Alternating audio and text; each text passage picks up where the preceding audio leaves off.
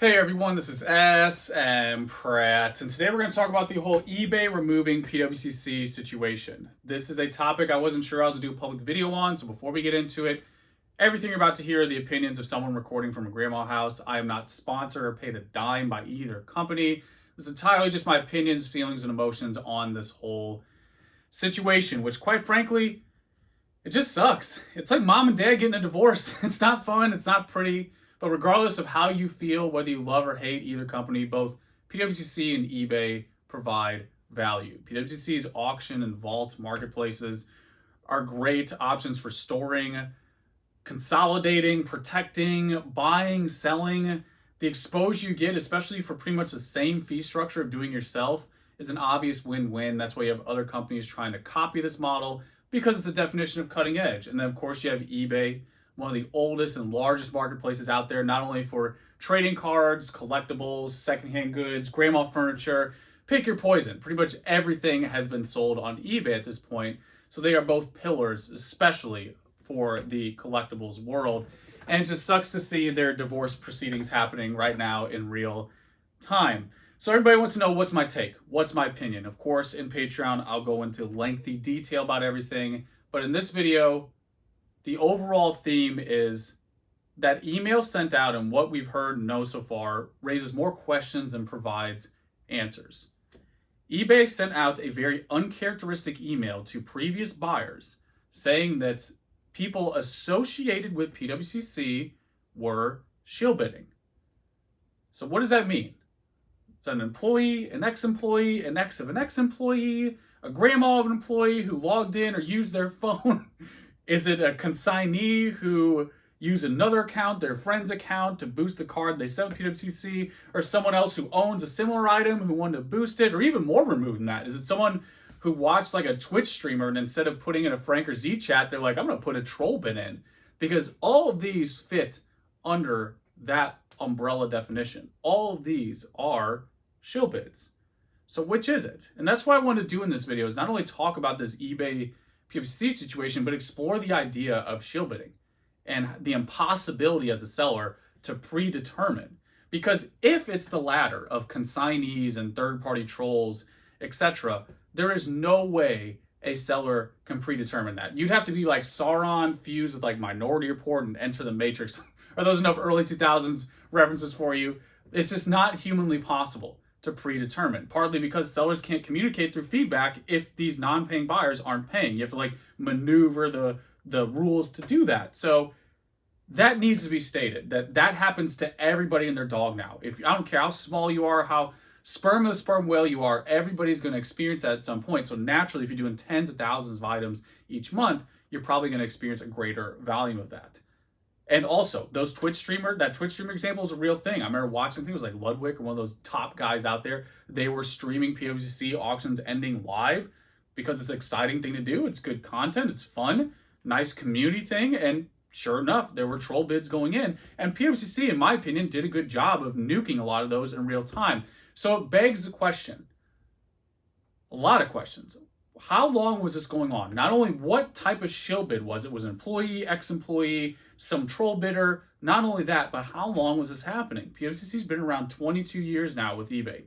How long has this been going on? So I have some key questions here, starting with number one. What's the deal with that email? That email is not the norm. That is not the normal thing that happens when somebody breaks policy or does whatever, shill bids, whatever it is.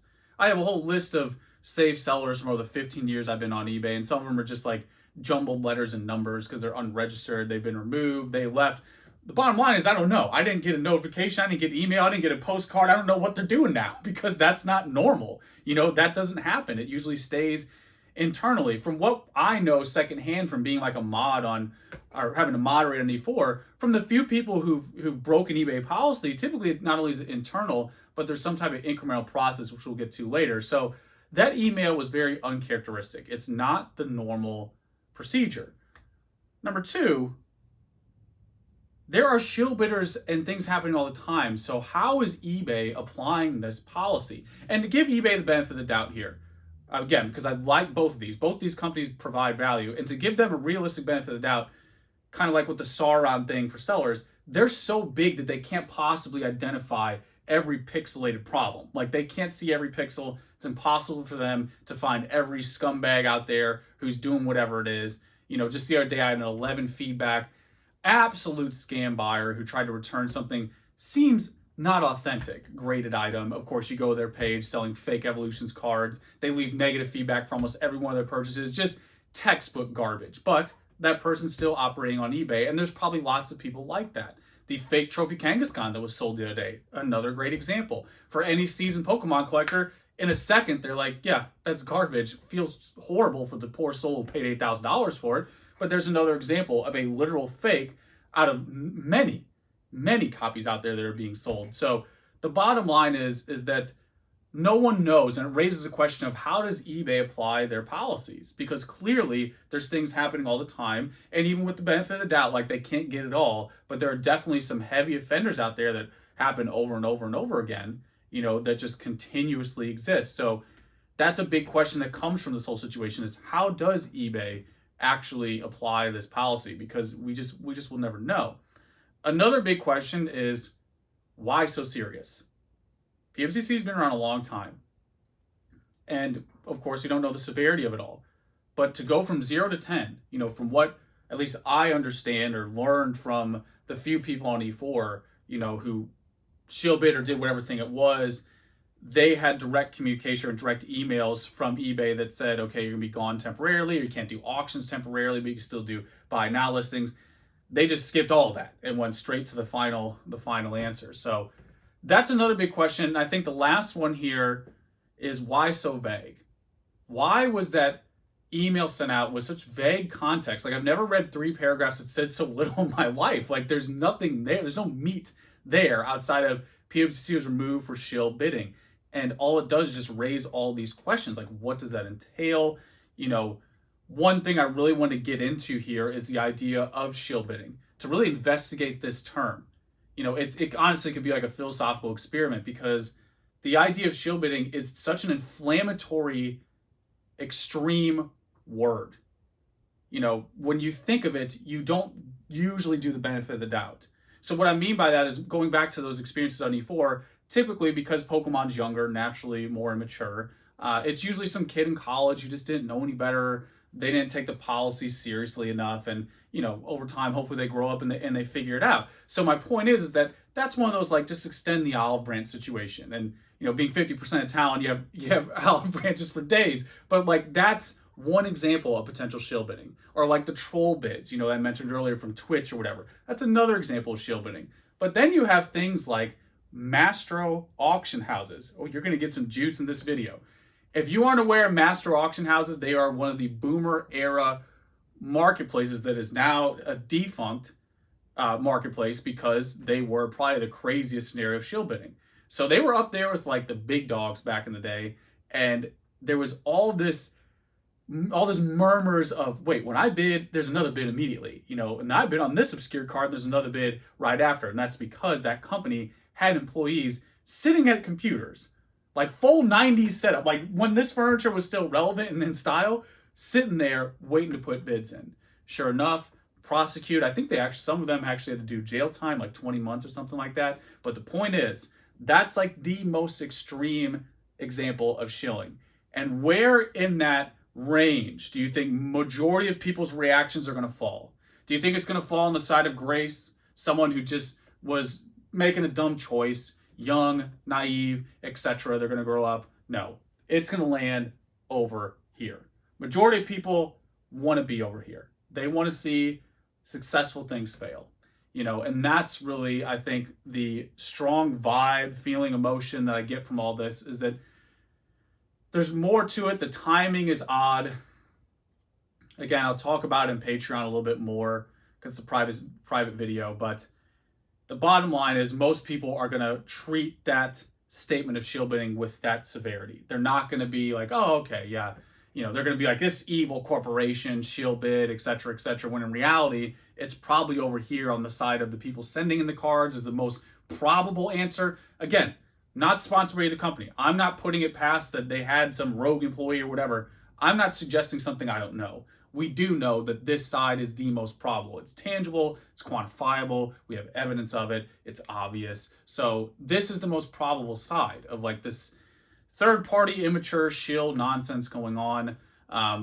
Again, this just raises a ton of questions. It does not provide any clarity. Another thing people want to know is, should you use PWCC? Of course, it's up to you as a consumer. But at the end of the day, nothing's really changed. Like, their service is the same. The only difference is they're not on eBay, which I think they plan to fully migrate off eBay eventually. This probably just only expedited that. And again, like, eBay can do what they want.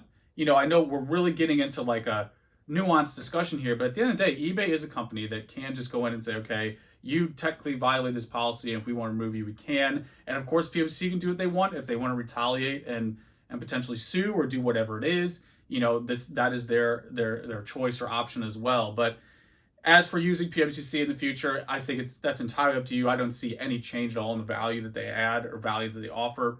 I think all the services are the same. If anything, there might be a short-term dip in traffic because eBay does provide a ton of traffic. But overall, they've been running those premier auctions. I think they've averaged like 10 million in revenue a month in those premier auctions. I mean, this is the world we're in now in trading cards, and it's like, there's your data, do what you want with it. But overall, in my opinion, I think they'll be fine long term. eBay, of course, is going to be fine. I think both of these companies, again, they provide value, whether you love them or hate them. I'm not telling you, or I'm not myself either, like cozying up to them or, have some like unrealistic affinity for either one, but they definitely do add value. And I think both of them are going to be fine at the end of the day. But ultimately, we will never know exactly what happened in the situation. I do think there is something in the air. There is something behind the scenes, definitely, that we won't know, like that we just can't ever know conclusively. And I think for the people who have more experience are deducing further than the people who have less experience. I see like some of the feedback on PWC. It's like people spelling shill with like a CHI. I don't know if that's like another language or how you pronounce it in another part of the globe. But some of those comments, man, it's like a comedy gold mine, and yeah, there's a variety of feelings and opinions out there, but for some reason, the seasoned collectors are all getting a very similar vibe and hint. So yeah, that's what I have for this whole situation. It's unfortunate, like I said earlier, it's like your parents getting divorced. It just sucks. It's just sad. You hate to see it. You hate to see this type of stuff because it was fun watching PWCC night. Data was easier. I think that's going to be another thing. That's one of my potential smpratte predictions. Data is going to be harder to collect, at least in the short term. And, eBay, I'm sure all these companies are becoming more aware of their data value. So, that might be another incentive here, but we could speculate until the end of time. That's what I have. I know this one's a bit controversial, so please be kind, but let me know. Let me know how you feel. Yeah, that's what I have. Till next time, guys.